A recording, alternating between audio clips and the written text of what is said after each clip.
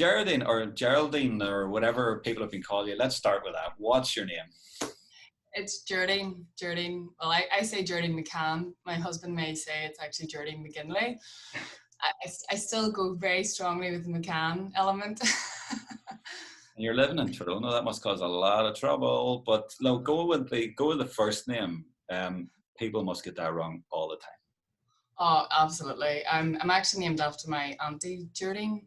But like from no age, it's always been Geraldine or Judy or Julie, as my brother Michael likes to call me, because in France on holiday, this lady couldn't get my name right, so she called me Julie. So I get everything at this stage. I think G would have been a normal name for people to call me in the football field. Just go G, because it's obviously easier than Geraldine or Geraldine. And you mentioned there being on the football field, and you mentioned your family. Let's go through it because it's a big family. So all the brothers and sisters, and maybe in order as well. The famous McCanns from Cargin. Famous McCann, well, I don't know about that now, but I'm one of 10 children. I'm the youngest girl, but they go in order. So there's Sinead and Eamon and Eilish and Pater and Mary and Gemma and myself and Michael and Tomas and Paul. So Paul is 16 years younger than Sinead. Sinead's now actually 47. She would kill me for obviously saying that. But and Paul has just came 30, or last year came 30, and so he'll be coming 31 soon. So it's nice. It's a nice age gap, obviously, from youngest to oldest. Well, I was talking to Michael about you, and he said that you're directly above Michael, Thomas, and Paul. And I'm going to quote him here. And he said, "She knocked the shite out of us for years." I presume this is the competitive spirit coming out here, which I've also heard a lot about as well. Now, I presume he means maybe in the back garden on the football pitch, or maybe he doesn't. Oh, What happens when families attend? Where he gets this from at all, but so I only started playing football when I was about 13, you see. So before that, like ladies football wasn't big in Antrim whatsoever. So whenever I joined, I played a wee bit out in the backyard with Michael and Tomas and Paul.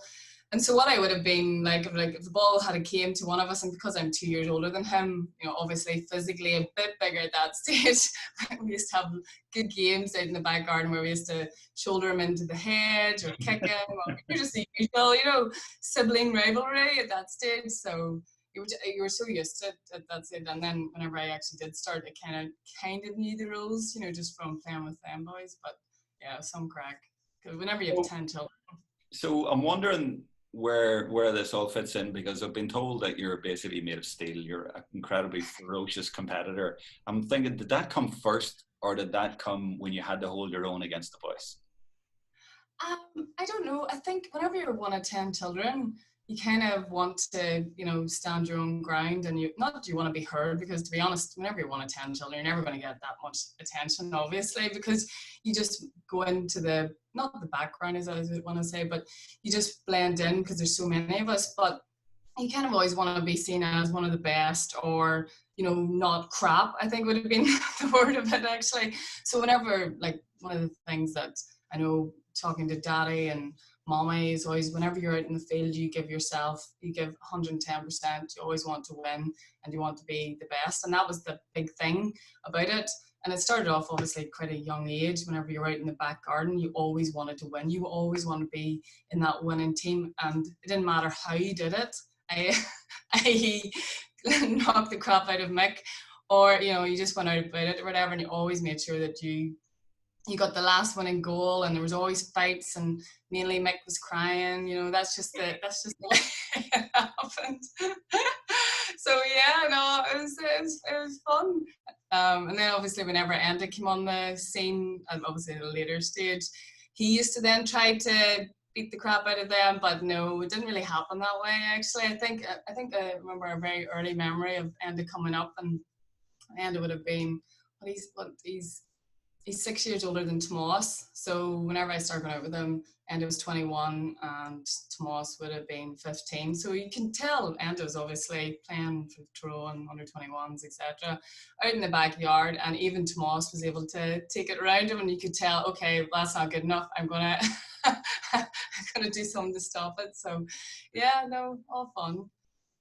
There's a lot of cliches there that I've heard, and you hear all the time from people about being competitive and you're wanting to win and all that kind of thing. But the more I talk to people about you, the more I realize that these are not just cliches. You are being described basically as the most ferocious competitor that, well, from teammates, from managers, from your brothers and sisters, that you're an incredibly ferocious. That was the word that was used, ferocious, you know.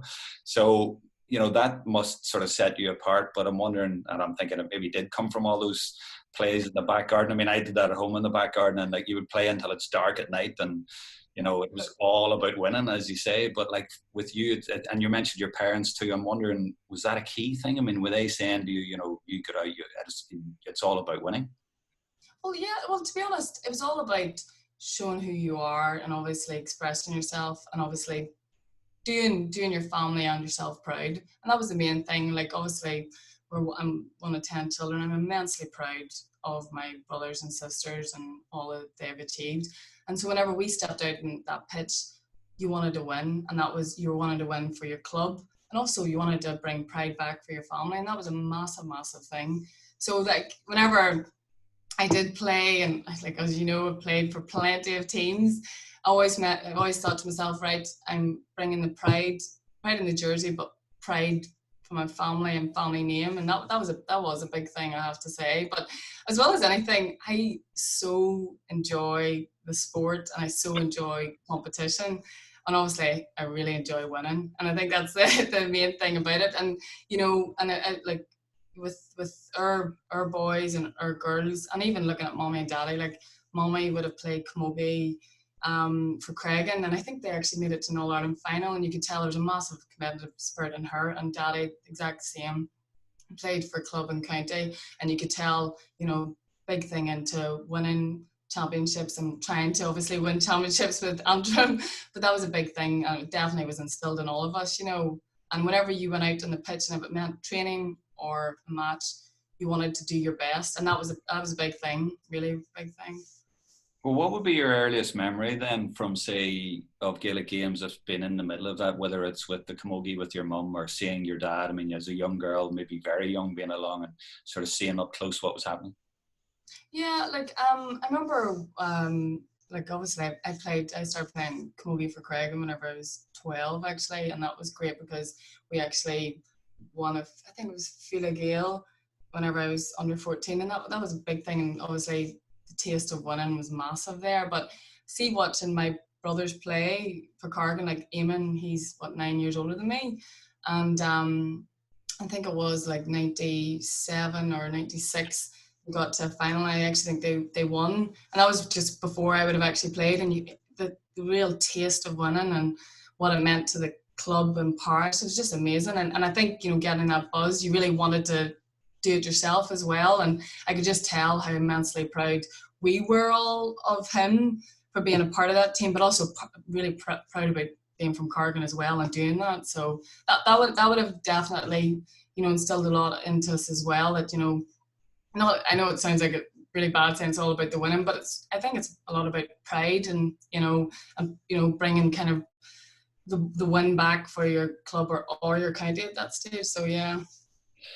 Did you relate to Michael Jordan in the recent documentary at all, The Last Dance? Because that's come to mind a few times when people have been describing you. It sounds like a similar mentality to Michael Jordan. Even now, 20 years later, you know, he's gone like, yeah, that's what I had to do. Well, to be honest, I've only watched a couple of those, but he's amazing. Oh my God, absolutely amazing. I knew you'd like him. Oh yeah, he's so impressive, like, you know. But obviously, I don't think I'm half as competitive as he is. It's funny because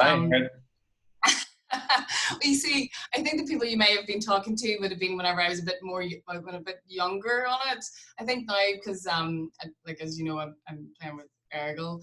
I think I've softened a lot. I'm not as competitive as I used to be. So. I heard that you would cheat in a game of cards with your 4-year-old niece to win. You're that competitive, Don't lose that. That was only once. Did you do it or whatever? Only once. Yeah. Are you more of a Roy Keane and Michael Jordan? No. I actually think I'm more of a Roy Keane. Definitely, yeah. Because you know what it is like. It's kind of that. I do think it's like you don't let anybody take the hand out of you, and you don't let anybody. Whenever you play to win. And it's quite bad. It's really bad because I know with my son, I'd be very much.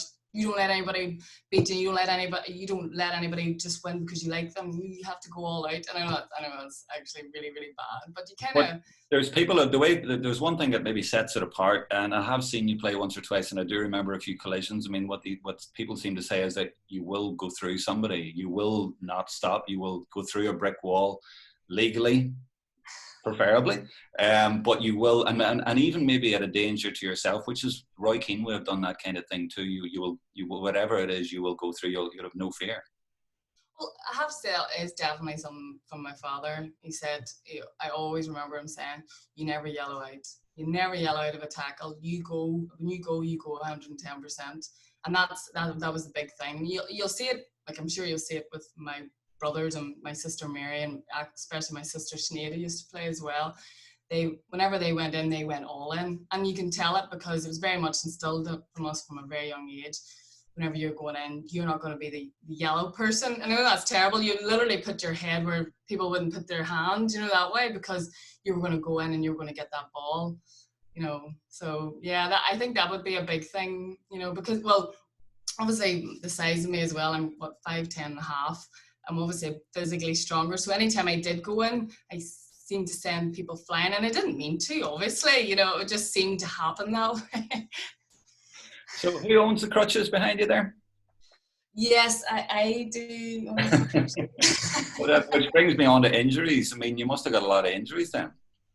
To be honest, the biggest injury that I've ever had is my ACL injury, and I got it actually playing for Ergal Kieran. We were playing in an Ulster semi-final, and I went in, and obviously my leg went one way and I went the other, and so obviously that was the biggest injury that I had.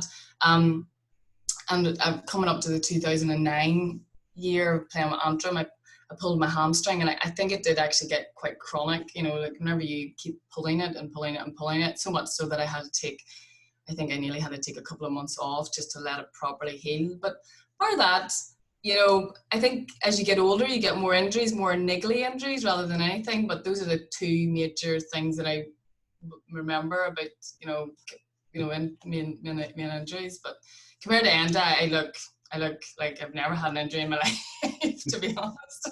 The other thing that is increasing, your volume has just got up for in the last 30 seconds for some reason. I don't know, did you accidentally touch a button there or anything? No? I didn't touch anything. Maybe it's my imagination. Right, let's go to when you said you took up girls football at the age of 13. Yeah. Why not before that, and how did you take it up, and how did you first become aware of ladies Gaelic football? Okay, well, in Antrim, they didn't have ladies football. I don't think it was created till like 96. And so what happened was, I think in 96, my sister Mary, just so you know, me and Mary played football together right through. And she was playing camogie for Cargin like I was, but she's 4 years older than me. So there was some sort of tournament where Cargin camogie put in a team that were playing football, and they played against Moneyglass at that time. And at the end of it, the Moneyglass, some of the kind of organisers had said to me, you should come out, you'd really enjoy football, it'd really complement camogie, So Mary said to me, me being a bit younger and obviously into the camogie, come on, you should come too. So she pulled us along, and at that stage, you could tell that they'd only really formed a year. I don't even think they'd actually won a match at that stage. And but I really enjoyed it. I really, really, really enjoyed it. And then I think it was the year after that we actually won a junior championship, and it was major. Now, obviously, at that stage, there was only like 2 or 3 clubs, but you could tell that was the formation of obviously Antrim ladies football. And then after that, I think 97, 98, I think I was playing actually county with Mary as well. And so Mary played midfield, centre forward, and I was actually kind of half back midfield. You know, I know you wouldn't know it by my play, but I'm supposed to be the more defensive midfielder. But and then so that's how we all kind of got into it. Now with Moneyglass, like I've such great memories. You know, I think we won something like 7 or 8 championships, junior, intermediate, and we also won an Ulster junior championship. So I had so many great memories, and I've made so many friends down there. So, but it is funny because the sad thing about it is I would count myself as a big Cargin woman. You know, even though I don't live there, but we didn't really have a ladies football team at that stage. And it's only now actually, like my niece Sally, she actually plays for the under 12 team, and that's the most senior team that there is for ladies football. And I'm just so jealous because it's such an amazing thing to be able to play for your club and things like that. But with Moneyglass, that's where I would consider my club, other than for a ladies club, because that's where I started my football. It's so many wins, but also made so many friends from it as well. Okay, I know Moneyglass were basically, they were St. Paul's back in the day. You know, they won everything. But I'm trying to get to that 13-year-old girl and what you enjoyed about playing ladies Gaelic football, even though it was maybe a primitive form, as you say, in those days, and you know it was the early days in Antrim. Yeah, you know, what you enjoyed about it. Well, I loved the fact, and like I'm sure the Camogie girls may not appreciate me saying this, but Camogie is such a skillful sport. You have to be immensely skillful to play it.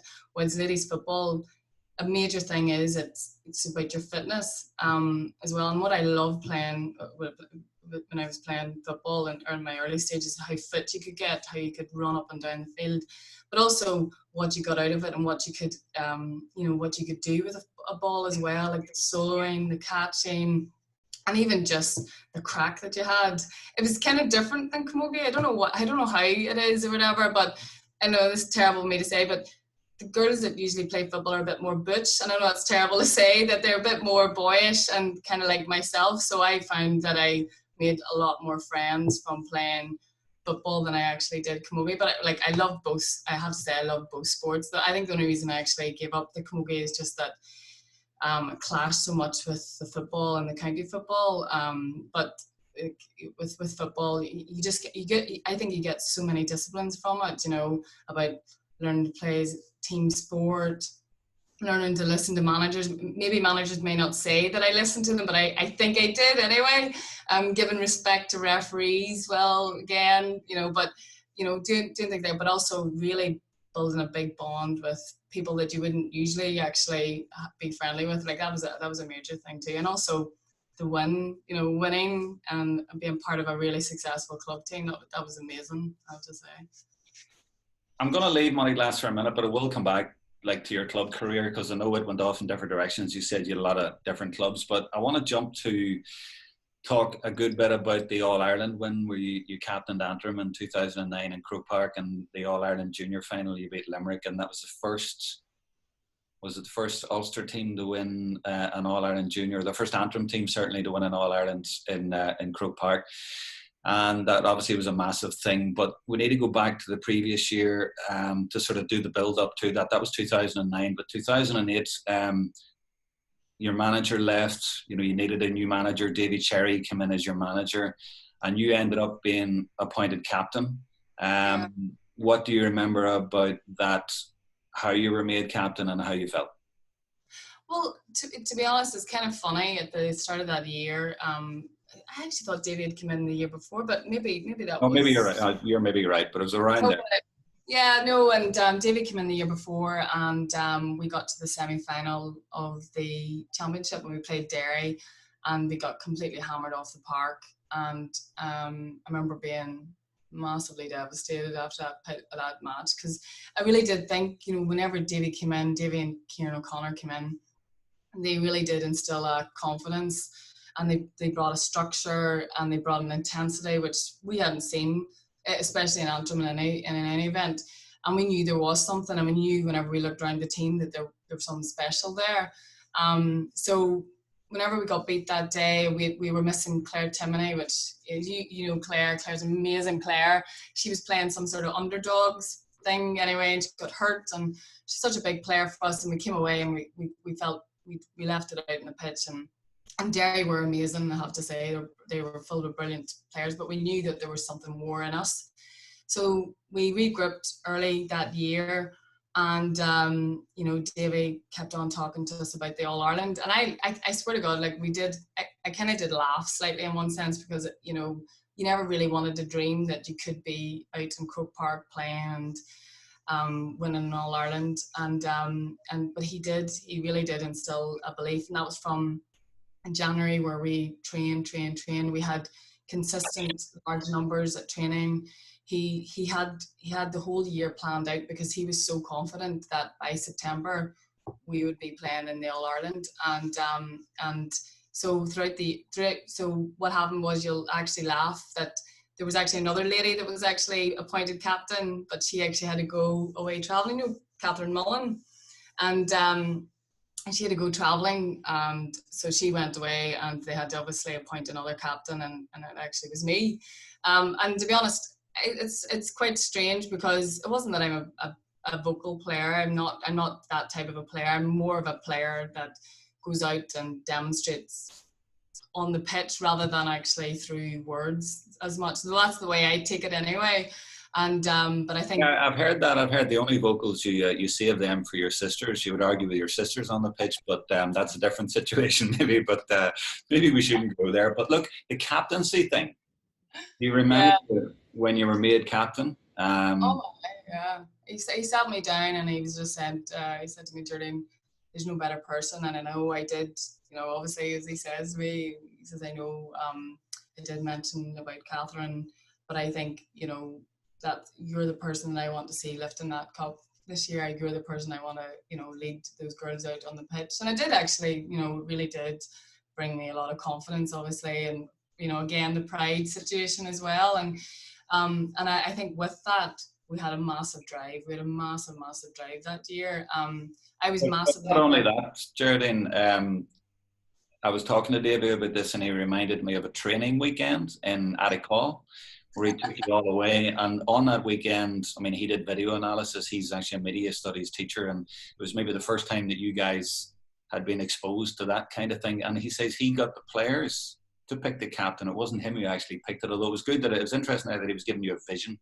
You know, he was talking All Ireland, so he was making you think that already at the start, but he said it was the players who picked you. Oh, there you go. I didn't even know that, actually. But to be honest, I feel bad saying I've been about the block. I played Kennedy since I was 14. So, and I just felt that, you know, with Antrim, it was nearly like my second club, or fifth club, as you want to talk about it, whenever you think about how many clubs I moved about. So I think I would be seen as really part of that county team. So it is a massive respect that people actually did choose me, because I didn't actually realise that at the time. I actually thought it was David. But it was about taking it to another level. And it sounds like even that weekend, maybe it was being named captain that took you to another level. Davey was actually told me, it was very funny the way he explained it, that weekend that you did sand dunes training and mountain training, and he said the girls would head off, and he said you were just zoom way out into the front, and you were gone out of sight, and everybody was jogging along, and you were gone. You were at the top of the mountain for half an hour before the rest of them got up to the top, you know. And he said, you know, it was as if you were inspired by all of that, and you just were like, right, we're going to do this. Yeah, and to be honest, I remember thinking to myself, we are going to do this. We need to push ourselves, and we need to push ourselves to another level if we're going to win this.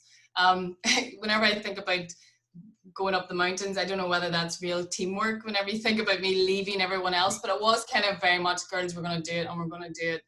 We're going to blast these girls away.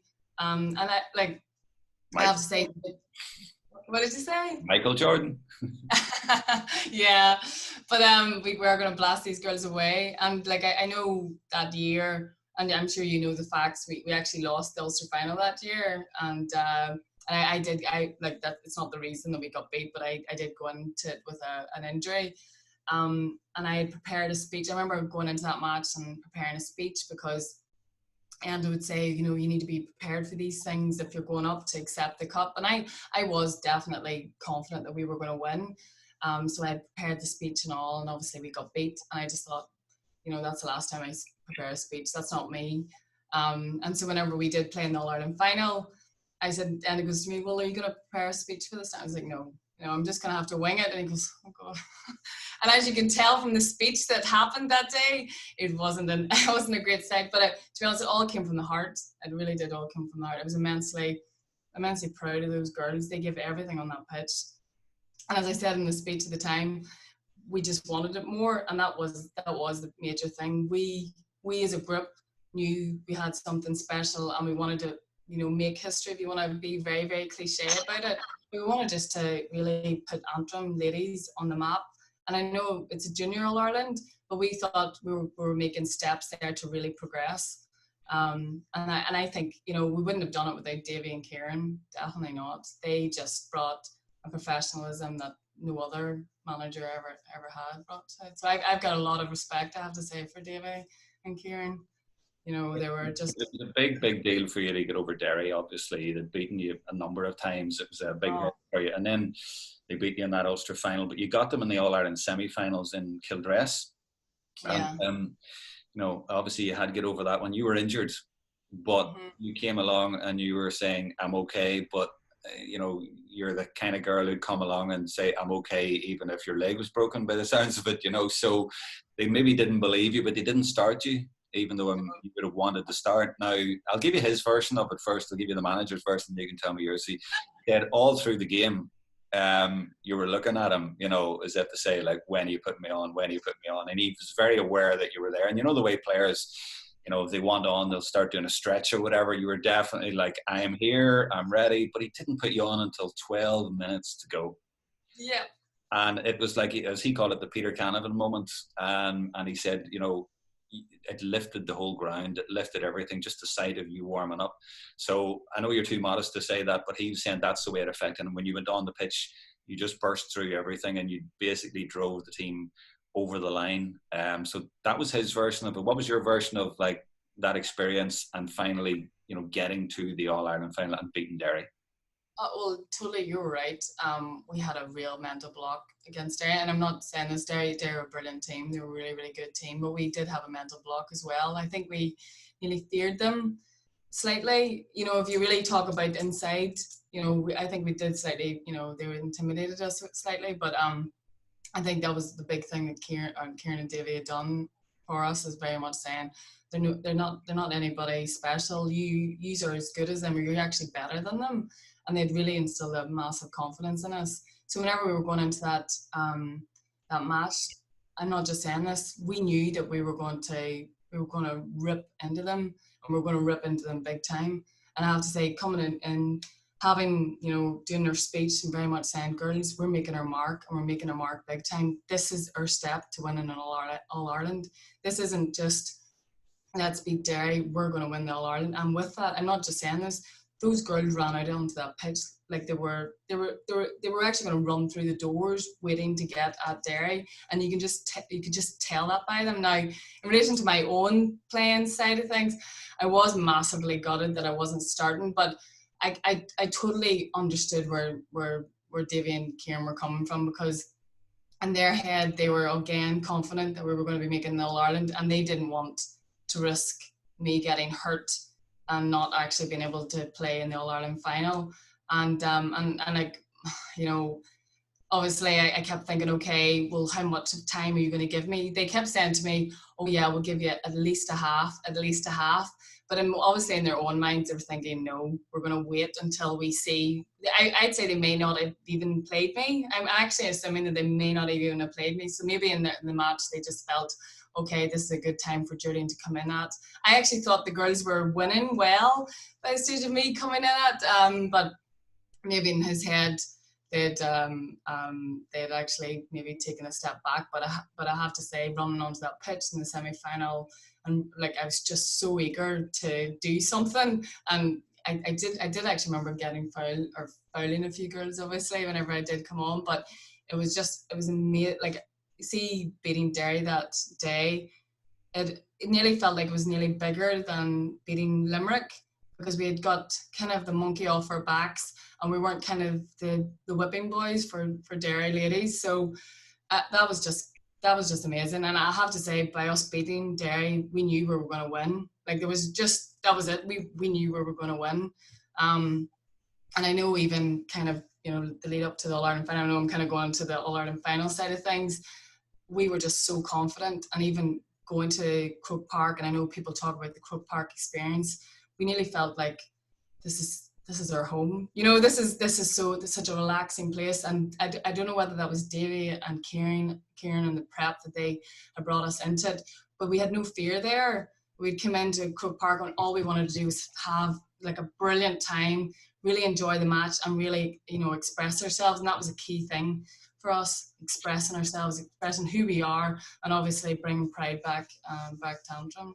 You remind me of the Down team in 1991 going to Croke Park, but like Ross Carr, for example, I remember interviewing him, and Down hadn't been there in 23 years, but they had been there before, and he said, we had no fear, and our people have been there. Your people hadn't been there, so it's a different thing. It's strange that you would go there and actually enjoy the whole experience and take it all in, but it was like you knew what was going to happen before it happened. You didn't have a fear of even being in the stadium, or the first time you had the police escort going to the ground, you've been down the day before, all that kind of thing, and you just took it all in your stride.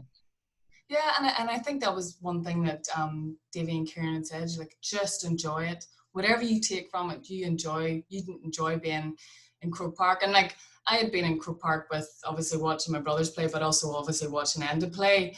And again, it was an enjoyable experience, because obviously Tyrone had won at that stage on a number of occasions. So for me anyway, I felt it was a safe place. And I have to say, that's an interesting way of putting it, a safe place. Well, a safe place in a sense of not making a fool out of yourself, but I knew it was a safe place in that respect. And it was a place I have to say, running out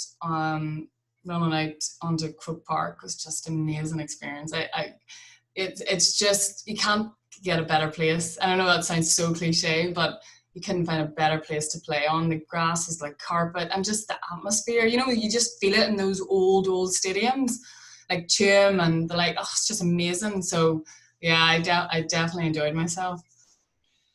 21,000 at that day. Obviously they weren't all in for the junior game, but they beat Fermanagh, and Cork beat Dublin by a point in the other game. So you were just part of a fantastic occasion. But you know what? I tried to find even match reports online, and there was one, I think, on the Munster GAA website. Just shows you how things have changed enormously. I mean, you obviously had the same enjoyment that people would have now. But in those days, there wasn't the same focus. I've really had to ring around to get all the details and all the background stuff to catch you out here on, and to know what I'm talking about. It's not as readily available, and yet it's only 11 years ago.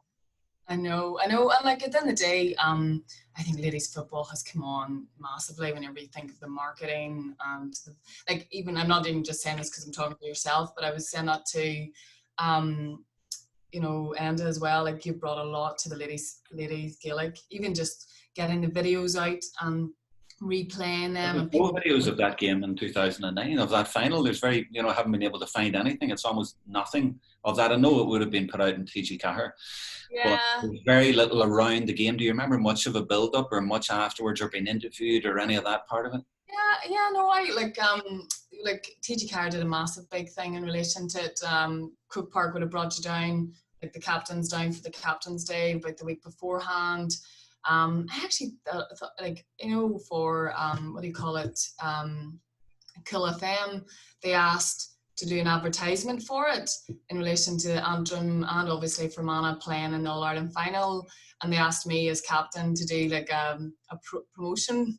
That was a really good promotion, obviously, but any promotion for the big final. So at that stage there was, but it's just one of those things. It wasn't put on social media, and I think with that you just don't get it. Well, they didn't have Twitter and YouTube and all those things were only starting around then. But listen, let's go to another thing. That I want to go to the team.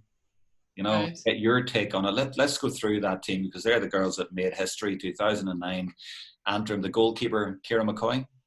So Ciara, I think did she get a nominee All-Star? out of that game. I think she did, yeah. So Ciara McCoy from Moneyglass, amazingly talented player, brilliant outfield actually. So she played, but she was just class in goals. Like you couldn't get a better player under high ball or shot stopper. You know, brilliant keeper. We always tried to keep her coming out because I know she played a lot of soccer as well. She's just amazingly talented. So anyway, that's Ciara. Ciara's she's about 30 now. But anyway, she got a nominee All-Star out of her performance actually. I think it was that day anyway, because she was just brilliant. She was only a kid then, and in the full back line then, Emer Kelly, there was two Emer Kellys. This was Emer Kelly, another one from Moneyglass, Bridget Scullion and Geraldine Campbell, who I think she got player of the match, is that right?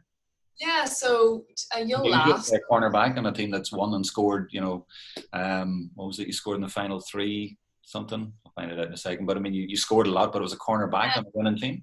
Yeah, so she was our kind of sweeper. Yeah, she was our sweeper. So there was a girl who was playing on the Limerick side. Oh, what's her name? Dimna O'Brien. Dimna O'Brien. Dimna's amazing. Dimna was just this tiny girl, and because we had played Limerick in the National League semi-final that year, she literally scored all their scores. So it didn't take a genius to realise actually we should really, put a sweeper as such in front of her. So Emer Kelly was marking her, and she did a fantastic job on her. But Geraldine was kind of doing a sweeper role. She's coming out a bit deeper. But Geraldine, I'm sure you know Geraldine. She's actually originally from, is it Rostrevor, I think it is, or Burn in Down, and she had transferred up to Breda. And what had happened is that earlier that year, at that stage I was playing for Breda, and I was saying to the girls, you should, like, any of those girls that aren't playing county should definitely come along to Antrim. It's a brilliant setup. And one of my best friends, Caroline Kelly, I'm sure you know her from Tyrone, amazing player. She's in Australia now, and amazing player. I played football with her in Queens. We're best friends now. And whenever I transferred to Breda, she actually transferred from Moy to Breda. It was just by chance because both of us moved up to Belfast. She wanted to play as well. And I had said to her, you're more than good enough. Obviously, she's brilliant. You should come out. And when she came out that year, she loved it. She actually just thought it was just amazing. So her and actually Geraldine Campbell came out and played. So Geraldine, she played cornerback, and she was doing like a sweeper type role, and she was just amazing at it. She was just the real connecting player. She just played brilliant. And in the halfbacks, you'd need Kelly, Catherine Mullen, and Dominique McAteer. Yeah, so Dominique's my first cousin. She's from Cargin, brilliant player, really, really smart on the ball, great hands, fearless as well. She's really, really good. Niamh Kelly, she was very young. She was only 16, but you wouldn't even have known that with her. Really smart player as well, really fast player. And then you have Catherine Mullen, who I think she's just amazing. She's an amazing player. She's played for St. Bridget's. Really, really smart player again. Really strong but fast. Really small, fast. I think she played a lot of basketball as well, and you could really tell by her. But she was one of those type players, never give up. You could just tell by her, never give up. Really, really, really good. And you just knew by her, if she was going for a run, you were going for a run with her, because she just kept you going. Talking about keeping you going, in midfield, the Twin Towers, the two sisters, Geraldine and Mary. Yeah. Probably keeping each other going and giving each other abuse and keeping each other motivated, I guess.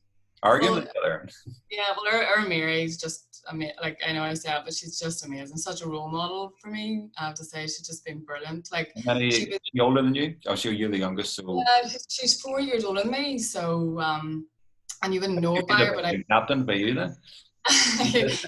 She actually had a baby that year, actually, really, like, I think it was December of that year, and obviously I played so much football with her with Moneyglass and Breda.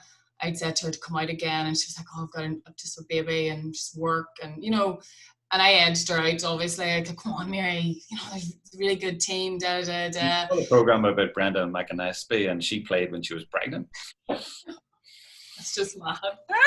I know, but Mary came out that year, and because I don't know whether Davy had actually seen her play the year before, because she had been pregnant, obviously, so he didn't really know her. But I think when obviously he got to see her, he realised, oh, she's some talent. Mary is so fit. like, you think I'm competitive, she makes me look like a wee pussycat. Like, she will actually go through things just to get the ball and just to win. And, you know, so that, to be fair with me and with Mary, she just, whenever, she always kept me driving on as well, because she, you know, she didn't want to lose. And she's obviously, again, you know, because of both of us, she would have watched my back and I would have watched hers. And it was like, those times whenever I look back, it's just been amazing, I have to say. And the forwards then, there's another Emer Kelly, this one from Craig and Kickham's, or Kickham's Craigan as they're called now. Shanine Dakin, Mick's wife, of course. Yeah. Marie Cooper, got a couple of goals. Caroline Kelly, you've already mentioned. Claire Timoney, you've already mentioned. And Brona McClenaghan from Glenavy. And then the subs came on, Emer Gallagher and Kathy Kerr, again, Moneyglass, and Anya McElroy came on for a wee sort of swan song, a wee sort of cameo at the end. Yeah. Oh, well, Emer Kelly, speed demon, absolute speed demon, really, really fit. And then Shannon, as you know, Shannon played for St. Gall. She played camogie for Rossa, brilliant player, really, like, you think I'm strong. She makes me look so weak compared to whenever we used to play against each other, St. Gall's and Moneyglass. Yeah, we talk about ferocious fight. That would have definitely happened. She would have played midfield, but great player. And then who was the other wing half forward? You had Mairead Cooper. Oh, well, Mairead. Oh my God. I think was she still 15? And I think when she scored that amazing goal. It was at Queen's in 2013, won the O'Connor Cup, and that's 4 years later. Yeah, Mairead was just special, and you could just tell that by Mairead. She was ring for St. Paul's last year in their run to the All-Ireland Intermediate final. Oh, she's just brilliant. No, Mairead's and she's a great girl to play with as well. So good, and that, like, you wouldn't have thought she was only 15 at that stage, running out and playing brilliant stuff. Caroline Kelly, I have to say, and I'm not just saying this because she's my friend, what an amazing leader. You talk about leadership. She talked the talk and walked the walk. She was just so good. You know, if you ever do see the game, there's a roll up to the last goal, and it was from her ferocious, you never say die attitude, getting the ball back, and Kathy Carey being involved in that massive move, and then linking it up with Mairead. They were just, by Caroline Kelly keeping it going, and she, like, I think she scored a number of points in that day as well. She was just brilliant. And then Claire Timoney, there's a girl, like, you know, she would have been, I'd say, well, I say this, I always considered her young, but obviously that's just younger than me at that stage. But what a talent. Like, you know what she's done for Breda, never mind for Antrim. Like, I don't know what she scored in that All-Ireland final. Her frees were immense. 1-5. Although there were only 2 frees in that. Scored 1-3 from play. Maria Cooper scored 2-1. Caroline Kelly scored 2 points. And Emer Gallagher 2 points. Yeah. Tim's just took out. Like, she actually just took out. And, like, the thing is with Claire, you've seen it in other games, and you were just waiting for her to get to the big stage to really show what she could do, and that day she did. I actually was surprised, not that Geardine did play brilliant, but I thought Claire was the man of the match to me. But that was only because obviously I was seeing the scores, but immensely talented. Claire is just amazing. So that was the win. I mean, if I could just maybe try and sum it up, or if you could try and sum it up, what that was about, or tell me something about it. I mean, they try and obviously putting it into perspective, it was the first time it was done. You did it 3 years later, but that was the one. And, you know, the celebrations, you've mentioned the speech, you know, the excitement afterwards. I'm wondering what it was like. I mean, did you even stay and watch the other games? The following day, you're going back to Belfast, you're going back up to Antrim, you're going to the Hatfields, you know, incredible memories for you all. Yeah, well, like, so what happened was, you know, obviously whenever we won and went up, I actually thought I was going to cry. I know that sounds really, really silly. You know, I was just immensely proud. And then, of course, walked up the steps, and just, like, as a team, we knew that, you know, we could win in All-Ireland, and we wanted to really break the back that Antrim is more than just a camogie county, that we are a football county too. And I think that was just the major thing there that really showed we, you know, put ourselves on the map in a sense of a footballing county. Now, I'm not saying we're anything like a Cork or whatever, but we wanted to make steps and we wanted to progress. And this was this was a major step. Like if you had told me whenever I started football that we would win in All-Ireland, I would have laughed at you. I know that's terrible to say, but to walk up those steps with that team and to lift the cup was I was immensely proud of the girls.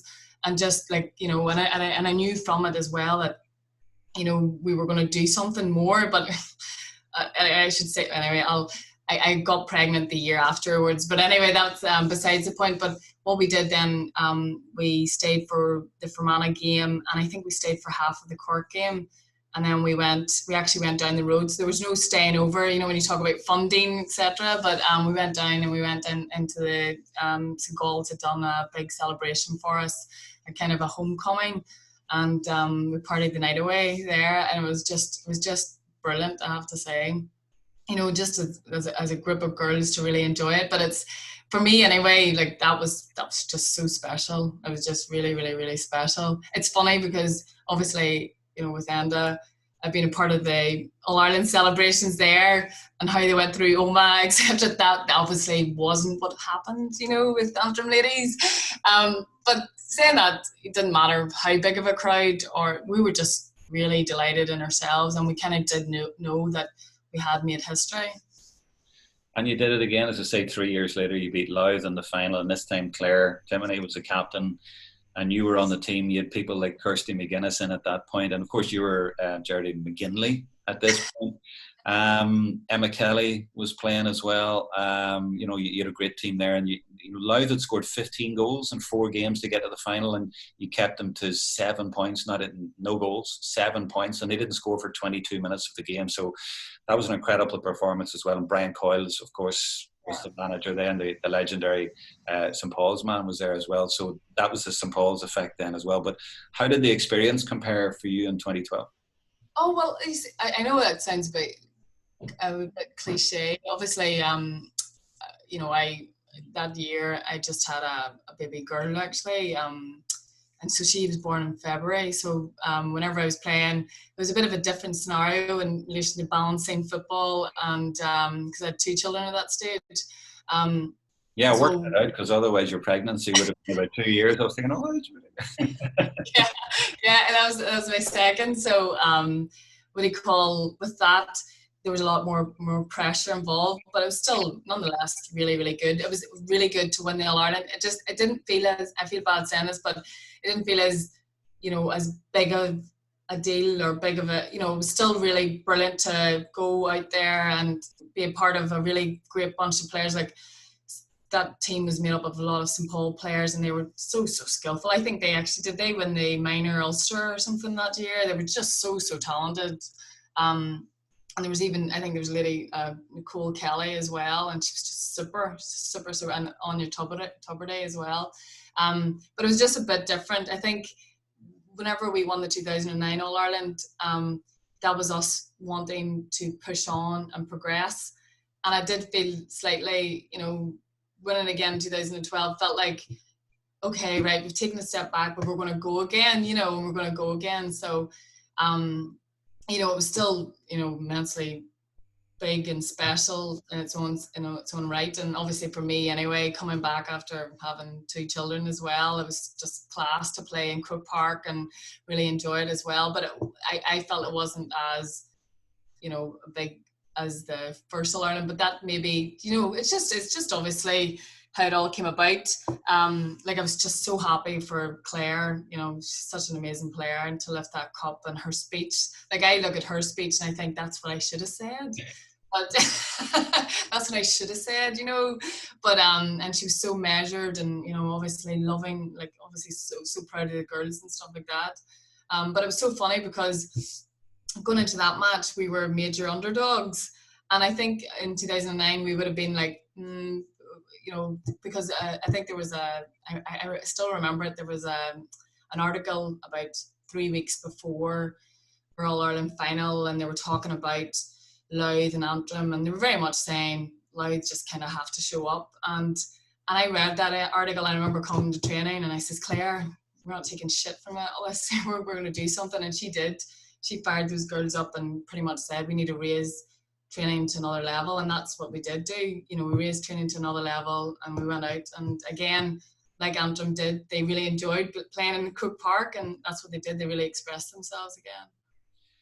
I'm going to go on a slightly different tangent here, and then I'm going to talk about your club career, and we'll finish up there. So, but the slightly different tangent is, I'm wondering, I mean, some people have said to me that you could have played at a higher level, and you're probably too humble to admit that maybe you would like to have played at a higher level. And your manager, Davey, back in 2009, he said you certainly could have competed with the likes of, you could have certainly got a place on the Cork teams or the Dublin teams off that day.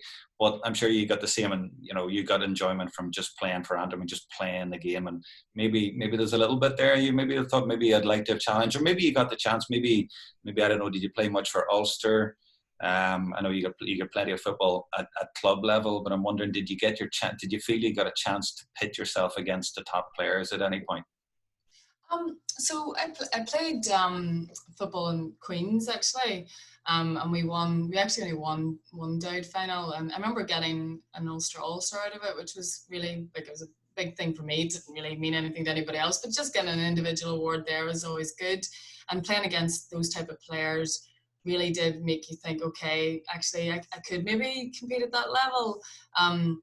So the likes of Caroline O'Hanlon was obviously on my Queen's team, brilliant, amazing player. But I never felt out of place, I have to say. I never felt out of place. But saying that, I never felt that playing for Antrim or playing for any of my clubs held me back. I always just, I just did it, played at the level I wanted to. And also, I always, as I said to you, like, it wasn't the players that I was playing against that I was competing against. I was competing against myself, always wanting to better myself. And that would have been the case of before I went to training. I would have always been kicking the ball against the wall, trying to practice my catching, practice my kicking, practice obviously with my brothers as well. And that was my competition myself. It wasn't anybody else, so the enjoyment I got for playing for Moneyglass and Breda and Errigal, and obviously Antrim, I was so happy with that level, just because, again, I was playing football, I was playing the sport that I love, so it didn't really matter to me what level I was playing at. I was going to ask you who's the best player you've played against, and then I thought, you know what, a more appropriate question for you is who's the toughest opponent you've had, because obviously everybody says that you're an incredibly tough opponent, so it'd be interesting to get your take on who's the toughest player you played against. Let me see. So it's funny. I remember playing against Alma O'Donnell. Do you remember he used to play for Armagh? Oh my gosh. Yeah.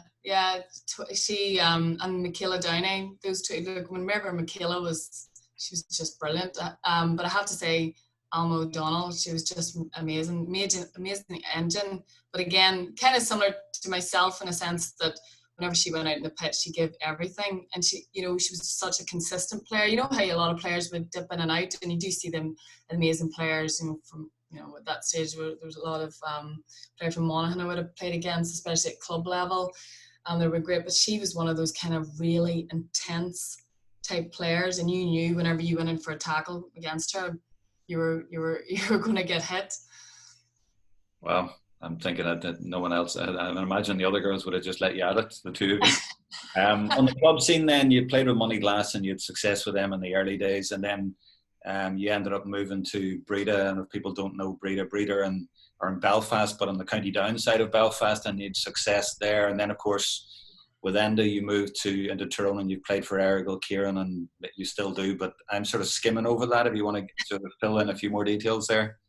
Yeah, so I played most of my career with Moneyglass, and whenever we got married, we were up in Belfast, so I decided to transfer to a team in Belfast. And I didn't really want to play against my old team, so I played for Breda. And at that stage, you'll laugh, I think 6 of us, most of them were my friends, all transferred to Breda at the time. So it did feel actually like, I really did feel like home. So I played there until 2014, where I moved to Errigal Cairn, and then I transferred there to the ladies club there, and we won actually a championship in 2015 with them. So I've been kind of playing in and out. I had a wee baby boy there in 2018, and throughout those years. Like really, really, really enjoyed playing for, likes of Errigal and Breda. But obviously that was kind of more of my later stage in my career. I think they got the dud Geardine, if you know what I mean, rather than the younger fit one, if you know what I mean. So, but I I have to say, playing Antrim, it's so funny because Antrim, they're super competitive, but they do bring an edge to their tackling. Down, I think the game was far faster, because obviously it's senior championship. Game is far faster, but stronger in the tackle. And then you go to Tyrone, again, same kind of speed as Down, but they are so much more physical. Like in Tyrone, I do feel that the club scene there far more physical. You feel like you're nearly, you talk about non-contact. I don't think that ever comes into play whenever you're playing Tyrone club scene. So yeah, it's funny the different counties and their approaches. Wow, that's quite a journey when you think about it. From the 13-year-old in the back garden, beating the whatever out of the brothers, gone on to Moneyglass, gone on to Breda, gone on to Croke Park and winning there, and then ending up you're still on crutches temporarily. I'm sure you'll be back and still playing there in Tyrone. Yeah, no, I've had so many good years, and even good years watching, in 2010. I'm sure with watching my brothers play for Antrim, and they had that big run, to play against Tyrone in the final. And then obviously I'm sure you've heard about my brother Tomas. He was on through for goal, and it came out of nowhere and decided to foul him. And, at that stage then, we decided just not to talk to him for about 3 weeks afterwards. He's still kind of in and out of the bad books for it, it's not all forgiven at that stage, because obviously for Antrim, that was a big deal, making it to the Ulster final. Wow, the competitive spirit, it seems to run all the way through your career as well, and it seems to have come from everyone around you, or maybe you spread it to everyone around you as well, But listen, it's been great fun talking to you, Geardine, and lovely to go back over all the Antrim stuff and that being part of that historic team and being the captain of that historic team and hearing the inside story that maybe isn't out there as much available before now, but it is now. So thanks for that. I hope you go and watch the rest of the Michael Jordan documentary. I think you'll definitely find a lot of correlations there as well. So it's been great fun. So thank you very much. Well, thank you very much. Well, thanks very much for having me.